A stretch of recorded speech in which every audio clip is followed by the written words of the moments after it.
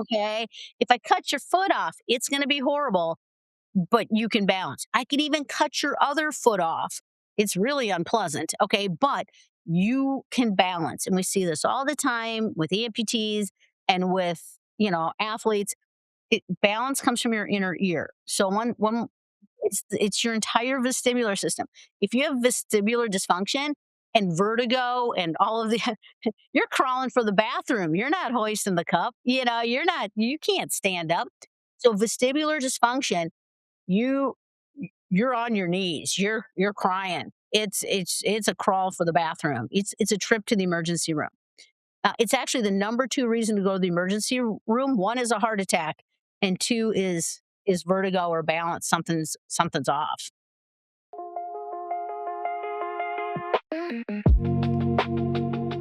Welcome back, ladies and gentlemen, to the Sean Trey Show. I have a really awesome guest with me today, and excited to have you share who you are and what you do. Oh my goodness, it's such an honor to be here. Thank you so much.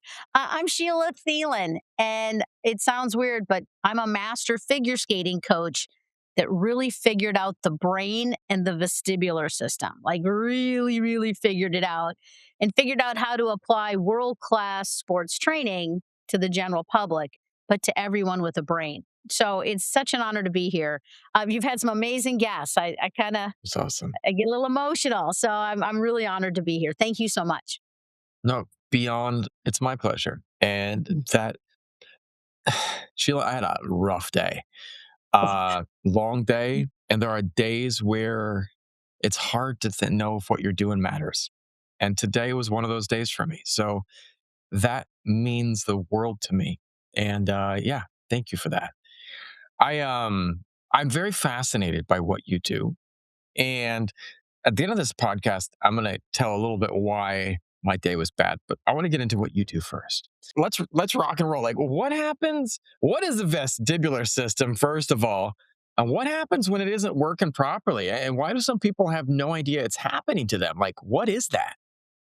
So I always talk about you never know how to spell something till you need to know how to spell something. Right? Well, Right? archaeology. Until took an archaeology class, I couldn't spell archaeology. I'm just saying. But vestibular, it's in your inner ear. So you have one on each side. And it really goes from like your eardrum into your vestibular system and it rolls out to your cochlea. So a lot of people recognize the cochlea a little bit more, that kind of snail shaped thing. And you'll see a kid with like a cochlea implant that are deaf. But this Mm, vestibular system runs everything. Like it sounds crazy. It's as important as your feet. mhm. Wow, I use my feet all day long. Well, I use my vestibular system. So with that, the vestibular system regulates 30 major functions, but the four we talk about the most is it's your entire balance system, it's your cognitive, how fast your brain's processing, it's spatial, and it's sleep. Mm. Wow, those are four really, really, really important things to all Pretty core humans. stuff.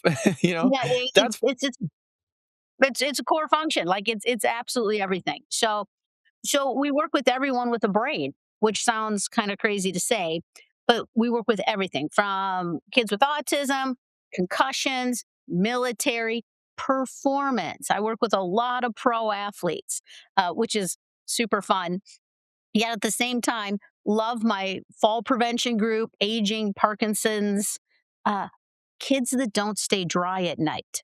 mm. It's all tied together. So if we can get that vestibular system working, can we get the nervous system to calm down and everything's just functioning better? I think that's interesting too, because when something's not working right, we don't always pay attention to it until it's really gone wrong. And you don't pay attention to things unless there's a signal, right? Um, Most of us don't feel our skin all the time, right?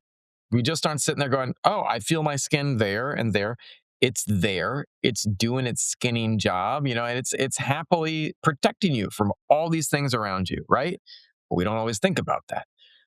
Uh, I did the other week when I was sitting at home and I was really hungry and I went to the grocery store and I saw, hey, cashews. I love cashews.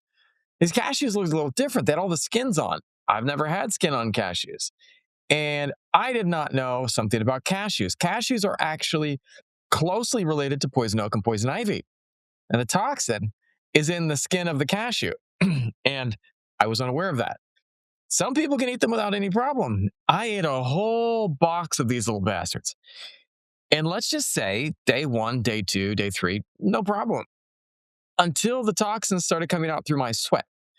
And it was about 70% of my body was covered in a poison oak like rash. It was excruciating. It was horrible.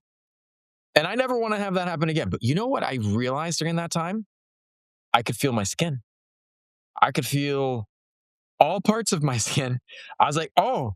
And I looked at my daughter and she's like, why are you so grumpy right now? And I said, do you know how when you hurt something and it just keeps hurting?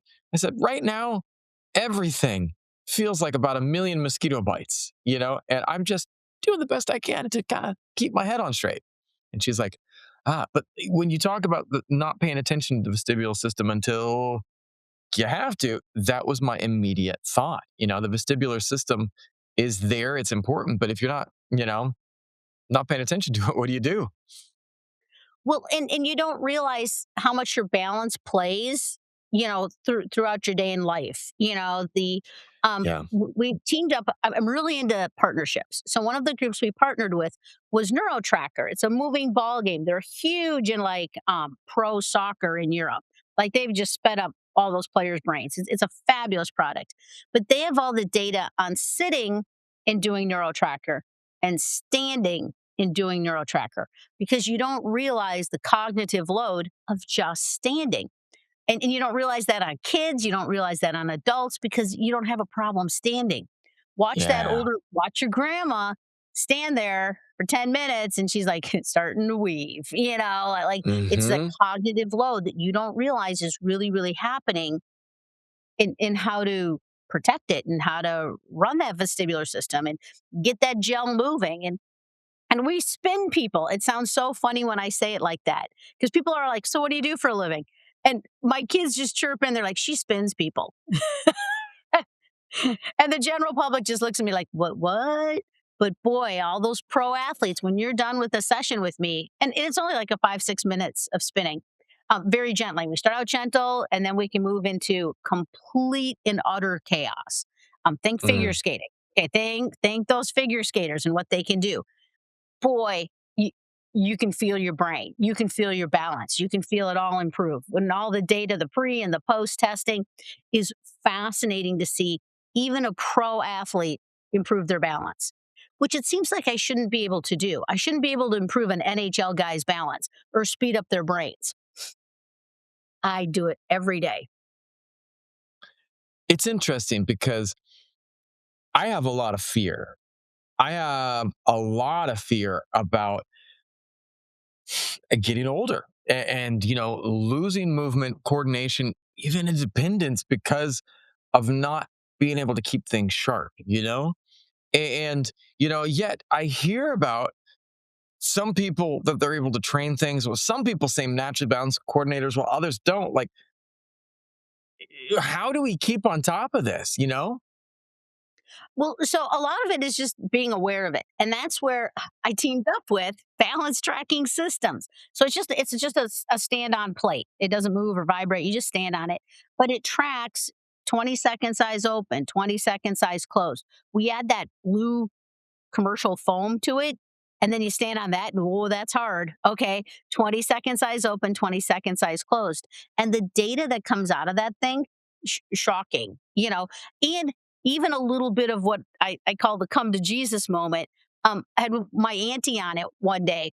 I remember we did it on Thanksgiving. I was testing out the new plate, and she literally scored 0% in all four categories: eyes open, eyes closed, foam eyes open, foam eyes closed. 0 percentile. Well, guess who was signed up at Lifetime Fitness on Friday of Black Friday? It's my auntie who now is doing so much better. I mean, she spins with me every week. She's at Lifetime Fitness. She does water aerobics. She's just like she can walk across grass. That was her goal. And I remember thinking, that's your goal to walk across grass? And now she's trucking everywhere on grass, because it was unstable and she was fearful of it. So like I see all these I have such a crazy day from athletes to aging, you know, the autism kids. It's been really fun to see all of those brains improve their balance and to watch them settle i- in comfort. They just feel so much better, and it's fascinating to watch it. I think that's interesting because you don't have to go that way. You don't have to age. I love like right now. I'm just absolutely blown away by like JLo. Like, Mhm. man, her 50 something looks like, 20 something for most people. It's amazing. But that's a choice. That's an action that someone is taking to be in that space. Granted, she has a lot of money, but you don't have to have tons of money to do that as well. There are cheap gyms, there are ways to learn about diet and healthy living.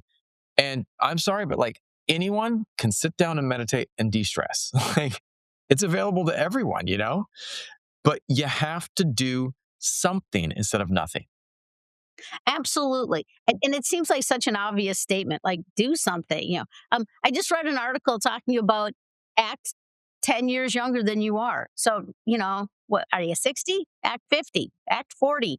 And you know what? People do.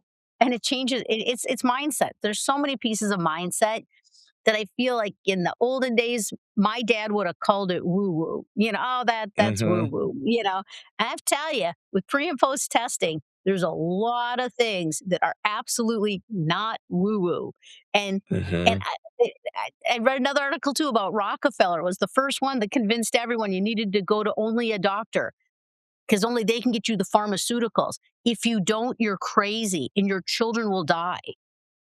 Well, we moved away from some of that great ancient things that kept generations alive ahead of us that weren't pharmaceutical, and I look at all of that and there's different ways we can move through the world healthier that are so easy to implement. I love that and completely agree. You know, what's the biggest warning sign that someone's balance is failing, but they're like dismissing it as just getting older? There's so many pieces. Like I can see it all the time, and because that vestibular is tied to so many functions, it it really is easy to stimulate. And really, what's Mm, happening through the vestibular system. So there's three main parts of the vestibular system: the outside of the canals, and they always refer to it as three semicircular canals. But on the outside of the canals are those little lumpy chunks, and they call them crystals. They're little microscopic, little lumpy chunks. On the inside of the canal is a gooey gel. And that's what the whole goal is, to keep that gel moving. It's working 24 hours a day, 7 days a week. Okay. And then on the inside of the canal chamber is like a hair follicle. And that hair follicle is what moves the gel. But you can imagine if you ride in a Humvee, or if mhm, you do rodeo, like think and you fall off the bowl, like this type of movement is a car accident.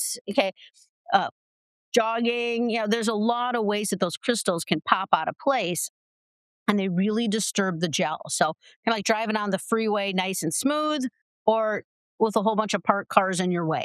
And that's really the whole key of the vestibular system is keeping that gel moving. Although it hardens as you age and those hair follicles die as you age. mm. And just one more time, watch your grandma, watch your aunties. If they're not moving their head and if they're not keeping this active, and I compare it to kids, like my grandma doesn't sit down on a couch the way a 3-year-old gets onto a couch. She's going to sit down very carefully, hold her head still, keep this calm and steady. Whereas the kids are going to fly, flip, twist, turn, like onto the couch. But we want that. We need those kids to be moving their heads rather than looking at a screen and not moving their heads. And that's part of the whole problems in upcoming generations is they don't move their heads enough. They don't roll down hills and flop and twist and fall off the jungle bars and the big circular plates. Remember those big spinning plates out on the playground? where all the kids fell off them and broke Yeah. their wrist like me. Loved it. Best day of my life. Okay. Great day. Fabulous day. Broken wrist. Didn't care. Um, that, but that's where you learn basic physics too. Of if you stood in the middle, it didn't spin you as hard as out on the edges. Right. You got to. It's got to stay moving. If it doesn't stay moving, the whole system will start to fail. And you can see it. And I'm going to say too, it's also the anxiety levels when your brain knows your balance isn't quite right. It sends off the signal of we're dying, fight or flight kicks in. What do we do? What do we do? Well, we'll just crank up the anxiety. There's something wrong. There's something wrong. There's something wrong. And it's terrifying, when that anxiety really kicks up for people. I love that. And I love it that, you can make a change. You might have anxiety, you might have all this going on, but like you can get out and start moving. And that's one of the things to me that I wanted to ask you though, because can you actually train your brain to perform better? Or is that just a buzzword? So we do it all the time. So we teamed up one more time. I love my little team up stories. I have a I thousand love team it. up stories. We teamed up with a company up in Canada called Axon, AXON. It's just a $29 a month app. Throw it on your iPad. It's no big deal, and it just tracks your brain speed. You just do one, two, three, four. You got to move. There's a couple rules to the game. And then the A test is easy. The B test is hard. So the B is more like 1A, 2B, 3C. It's a little trickier. And we can track how fast your brain's moving today. Are you fast? Are you slow? Where you at? And then Mhm. go do an activity. Our example, spinning. We're going to go spin for 5 minutes really gently. And we come back and we retest it, and the score completely changes. Completely changes. I recently sped up an NHL player who told me he only had a year left really in his body. He really thought he only had a year left of pro hockey. And he Mm. sped his brain up by almost 10 seconds. It was like 9.73 seconds. Okay. But what would 9.73 seconds do for a professional athlete in a faster brain? Mm. Suddenly, at the end, he worked with me for about an hour, and he looks at me, he goes, maybe I have 2 years left in me. Like Mhm. it was really interesting to see him process, like, oh, maybe I could do more. And he really saw his balance data and his cognitive data, and talks about it was the type of training he'd never had before and loved it. But it's Mhm. it's all it's trainable. The brain is trainable. We can speed it up, we can slow it down. Have a couple I love drinks that. of alcohol. There you go. We just slowed it down. Mhm. Right? Come spin with me, That's we'll crank it up. right. Well, I want to ask you this next one too, because I've been thinking about this a lot.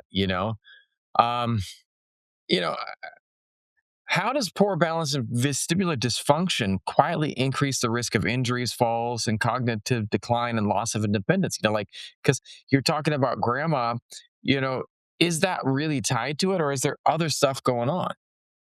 Uh, there's other stuff always going on. Like the Mm. system is always moving. But we just did a really great case study on an 80-year-old woman. And oh Mm. my, it was stunning data. And she's not real active. She's not real active, but she's really good at my spinner with her eyes closed. She can stand on Mm. that spinner and let that baby spin at higher rates than my concussion people. So it's funny to see the 80 year Wow. old woman faster than a military guy concussed. Okay, like that. Mm. It's shocking to watch the differences.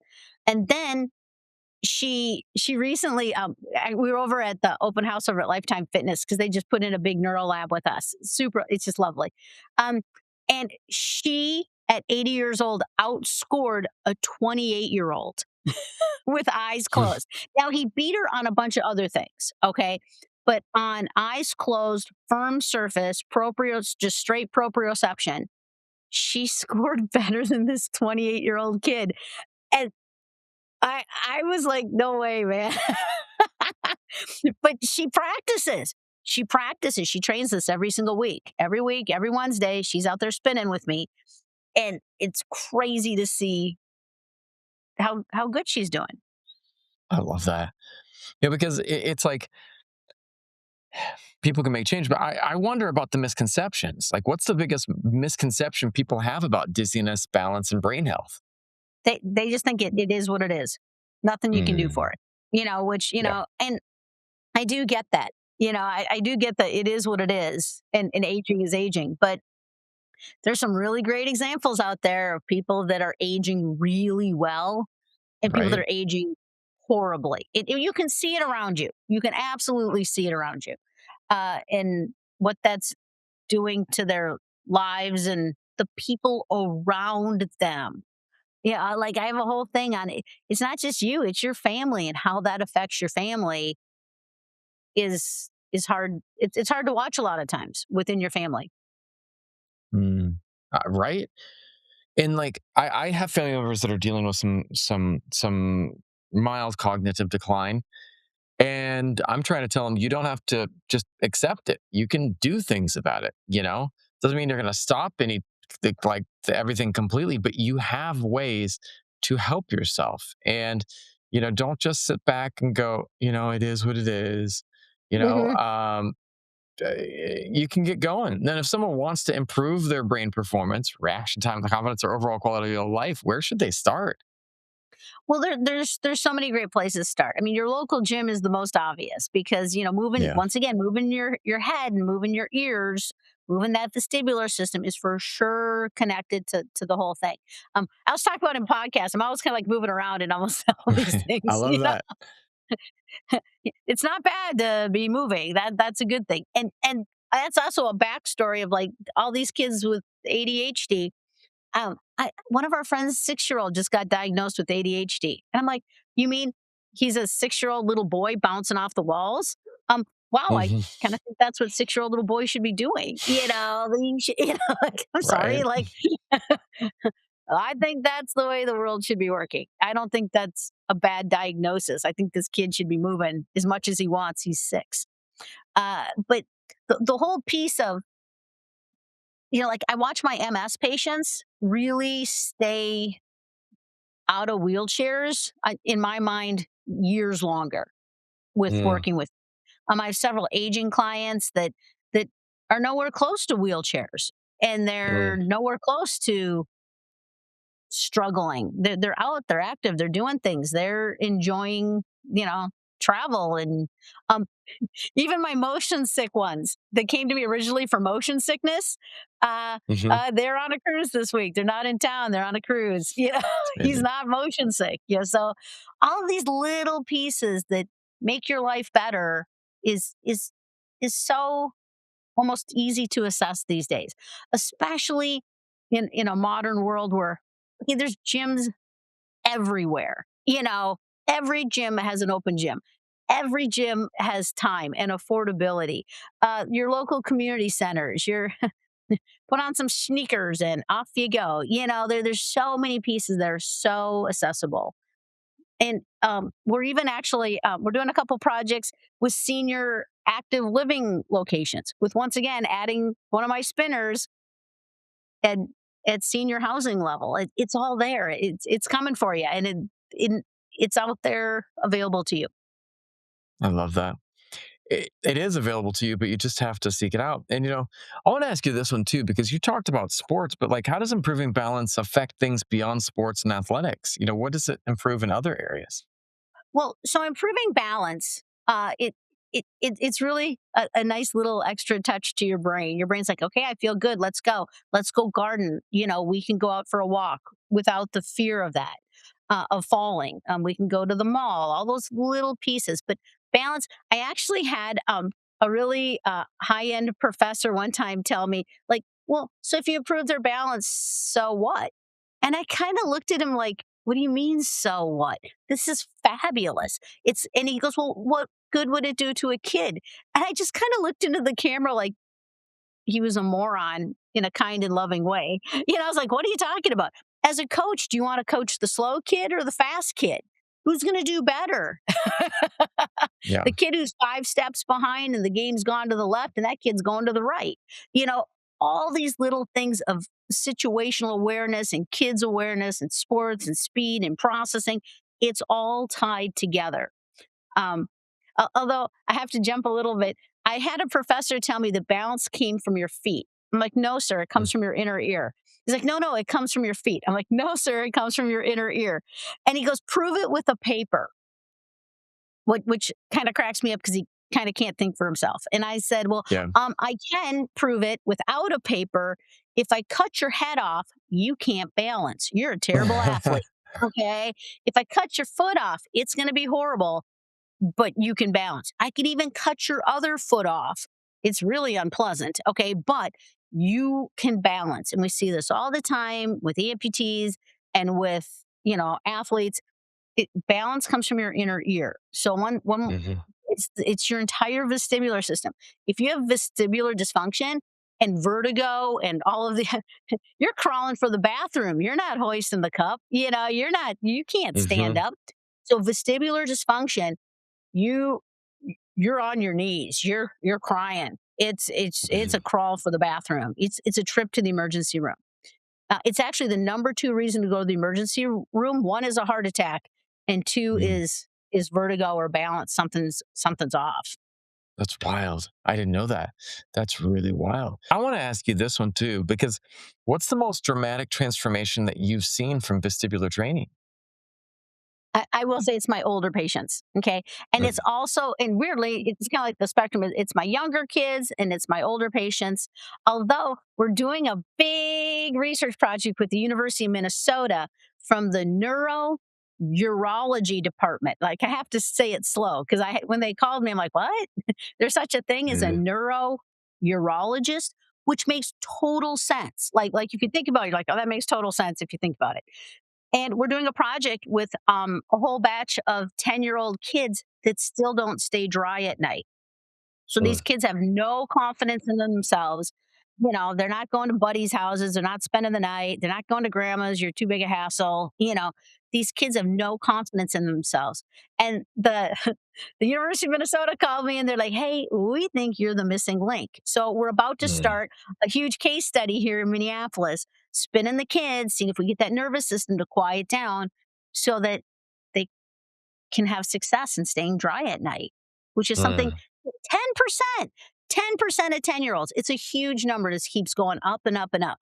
And it, that's millions of kids. That's Mhm. millions of kids we could be helping to get everything to process better and correctly and change their lives. So, yeah, we're super excited here in Minneapolis. That's really, really cool. I was thinking about this other thing though too, because one of the things too, I'm curious, like what people can be doing today. They're at home. You said going to the gym. Are there any other things that people can do to strengthen vestibular system and protect their future health? So I always talk about just spinning yourself. And the most famous example is the whirling dervishes. If you look Hmm. up whirling dervishes, it's a centuries old. It's almost a religion of them spinning for hours on end. And you talk about those old ladies live forever, that are whirling Hmm. dervishes, man. They're doing great in life.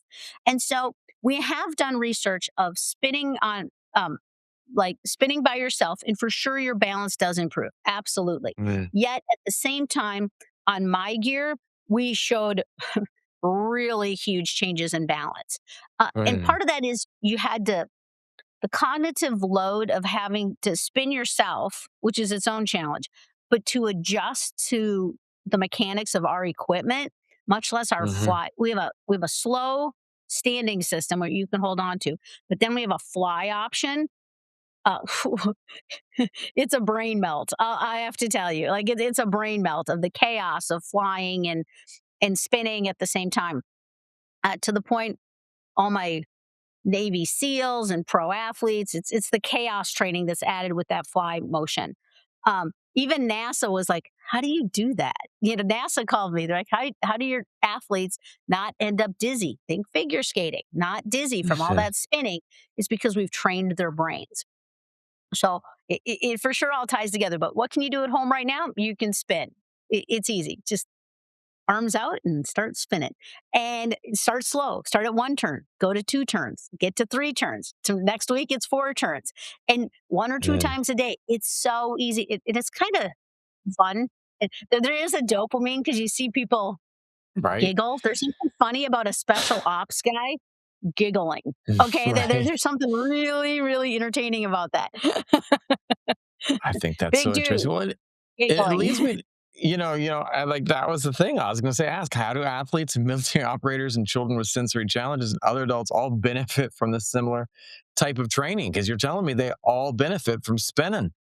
They all do. It's crazy data, and the fun part is we always talk about getting our gear in the hands of like one genius, okay? And Mhm. that one genius can help 1,000 people within their industry. What's their specialty? Is it military? Is it autism? Is it old ladies? What's their Mhm. specialty? Concussion specialists. Crazy data coming out of the MAC Alliance out in Delaware that they're combining our gear with HBOT, so hyperbaric, for concussion Mm. clients. The original goal for their paper was like 12, 13 people, and they're at over 100 and had to bring in University of Delaware because they just had so much data coming off of the combination of vestibular and hyperbaric tied together.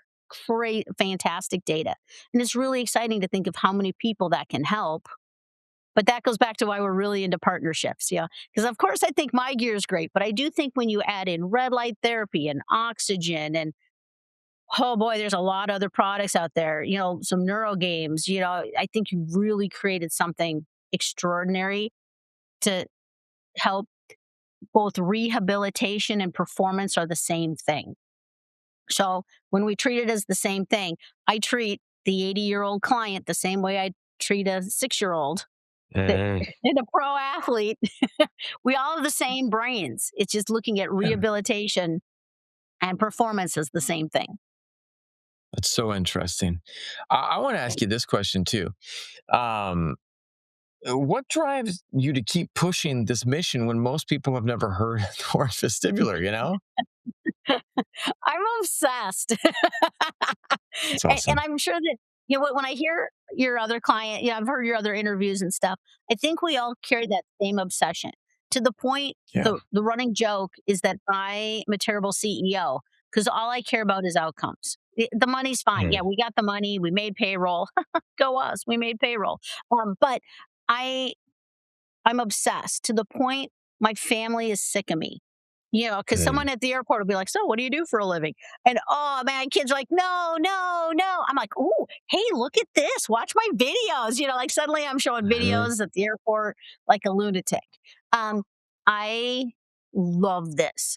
My obsession with spinning. And in short, can I sum it up as does spinning make you smarter? Yes. Mhm. Does spinning make you faster? Yes. Does spinning make you happier? Yes. And these short little summations are what I just know how many people we could help because Mhm. I do it all the time. And all of my partners and all of my master trainers around the world are seeing this data too and just outstanding outcomes. And I just can't stop talking about it. That's awesome. And I'm curious too because, I want to know about science though. Like, what does the science actually tell us about the brain's ability to adapt, improve, and recover throughout life? Because not just vestibular stuff, but it seems like there's a lot more going on with the brain's ability to adapt and bounce back than we know. So I know several trauma specialists, and I always talk about being traumatized by the trauma specialists. Right? They're traumatizing people, I just have to say. One of the great examples that was given to me years ago is like if you have an arm injury, like a really nasty, horrible injury to your arm, your circulatory system will work around the injury so your hand Hmm. doesn't fall off. Like, oh yeah, no, my hand's Right. fine, even with this giant injury upstream. Yet for the brain, they talk all the time about like when you have an injury, and they always kind of hold their fist to their head. Like they always seem to, that's always like the hand motion of it is you have a brain injury, the brain hardens to protect itself, where that's where you get the PTSD and the chronic flashbacks because you don't have that neuroplasticity to move around the injury. The injury just sits there and persists and persists and persists because the brain hardened. So could we through that there's so many great therapies out there like the EMDR group and there's so many great psychologists out there. But through spinning, can we recreate neuroplasticity to get the brain to clear the Right. trauma.